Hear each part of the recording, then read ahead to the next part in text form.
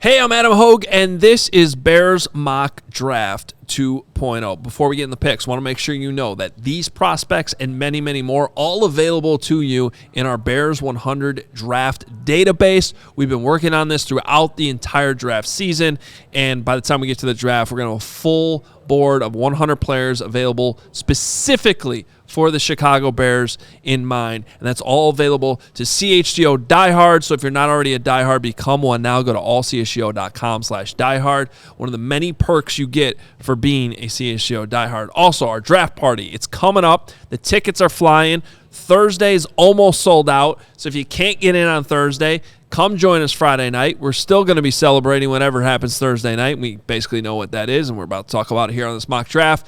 It's all there for you. Come join us at Joe's on Weed Street, presented by Circa Sports and Casa Azul. We're going to have a good time. Come out and join us. Tickets available, allchgo.com/events. All right, let's get into the mock draft here. Now, the last time we did this, Justin Fields was still on the team, and we went a completely different route just to see if it was feasible to do this whole idea of keeping Justin and trading back for the haul of picks. We ended up making 9 selections in the first 5 rounds. When it was all said and done, we're like, yeah, it's not really realistic. We all know where this is going, and that's where we're starting this version of the mock draft. Pick number 1, standing pat. Caleb Williams is the pick, of course. Little over 6'1", 214. It's a formality, but let's be honest, guys, this is the right move. Caleb Williams, what can he not do? The only weakness really to his game is that sometimes he tries to do too much, because at USC he had to. So the Bears might have to reel him in just a little bit, but they don't want to change who he is. This is what makes Caleb Williams great, by giving them the support around him that they already have with DJ Moore and Keenan Allen and Cole Kmet, DeAndre Swift, and all these talented players, and hopefully a little bit better of an offensive line. That should help Caleb Williams not feel like he has to do what he had to do at USC last year. And I believe that even as a rookie, he can be really, really good. So what are the Bears going to do at number 9 now? Do they trade back? Well, in this mock draft scenario, we're going to look at them just standing pat and only making 4 picks, because it's very possible that one of these really good players is still going to be available at number 9. But I'm not going to do the chalk move and pick another wide receiver. By the way, Rome Odunze was in Bears Mock Draft 1.0 if you want to go back and check it out. This time we're addressing the defense. And as I continue to look at these edge rushers compared to the possible 3 techniques, there's one guy that keeps standing out to me, and that is defensive tackle Byron Murphy from Texas. Now, little undersized, just a little bit over 6 feet tall, but 297. He uses that size to his advantage, or the lack of size, because he uses it to get leverage. He is your prototypical penetrate the gap 3 technique. He's explosive. He gets off the ball fast. Exactly what the Bears are missing right now in their defense at that 3 technique position. I like Byron Murphy a lot. Now, ideally, maybe you trade back a little bit here and still land him, but as much as the Bears need another edge rusher to pair with Montez Sweat, Byron Murphy would probably have the same effect by just penetrating on the inside of that defensive line, and they really could use an upgrade there. So I like Byron Murphy. So by not trading back, we are jumping all the way now to the 3rd round, number 75 overall.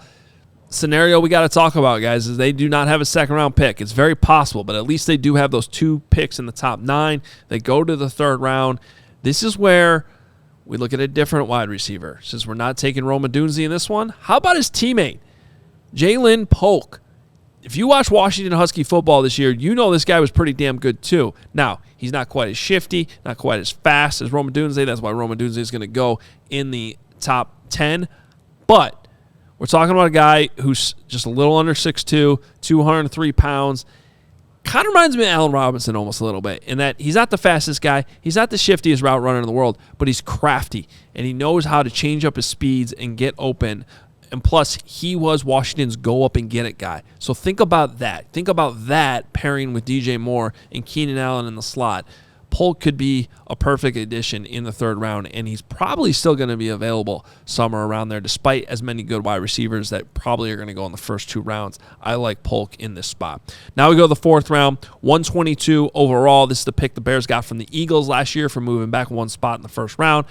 Another guy I kind of like coming out of the Senior Bowl practices, and this is edge rusher Austin Booker, who's a little over 6'4", 240. Needs to add some weight. This is a developmental type of guy. But when you watched him, he was going up against Jordan Morgan, who could be a first-round offensive tackle out of Arizona in Senior Bowl practices. And quite frankly, he was just dominating Jordan Morgan. And I like him. He's raw, relatively inexperienced, kind of a one-year wonder with Kansas, but you fill out that frame a little bit, you work on the pass rush moves a little bit. I'm not sure if Austin Booker is going to come out and dominate as a rookie, but as a developmental prospect, which the Bears can't afford to do since they already have Montez Sweat on the roster, and especially if they were to also add Byron Murphy in this draft, I like the idea of looking at those wide receiver and edge rusher positions with those 3rd and 4th round picks. That's why we go with Polk and Booker. And that's it. Just 4 picks. We're not making 9 in this one. We're not making 4 crazy trades to make it all work. It's Caleb Williams, a few other picks, very realistic position for the Bears to be in just a few weeks from now. We're going to have one more mock draft before we get there. But for now, this was Bears Mock Draft 2.0.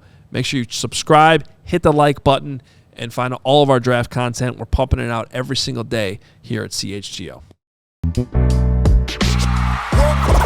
We all silly like the mayor.